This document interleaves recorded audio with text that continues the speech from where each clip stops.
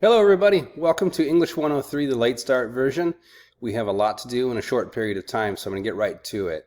You have a diagnostic essay due this Thursday at 8 a.m. It is a must do. If you don't turn it in, I will drop you from the class. The reason for this is because we are working in a really condensed time frame and I need to know that you're actually working in the class. The first essay is a practice essay. It's a diagnostic just meant for me more or less to see your strengths and weaknesses. It's worth 1 point out of 20. It's not a big deal.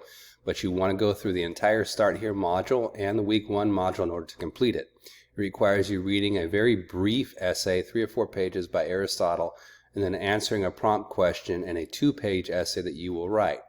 I don't expect perfection, but I do expect you to show me that you remember MLA and that you can function with writing an introductory paragraph and answering the question that I ask you. So it's very important to get started on that.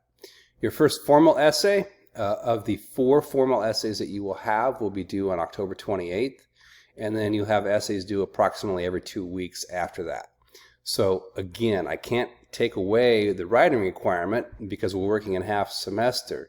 So it's really important here to stay on top of things. With regard to reaching me, you can always email me, westeropt@mjc.edu. My formal office hours are on Thursdays from 8 to 1, but that's very loose. I don't sit in front of the computer with a link for you guys just to call in. I want you to make sure that you email me and set up a time for me to meet with you. Even though the formal office hours are on Thursdays, I will be here pretty much any day of the week as long as you need help. And so just email me and say, hey, I want to meet you at this time, and we'll set it up on Zoom, FaceTime, Skype, or whatever works for you. I will let you know I live in New Orleans. I'm from Modesto, but I live in New Orleans, and so I'm 2 hours ahead, just so you know.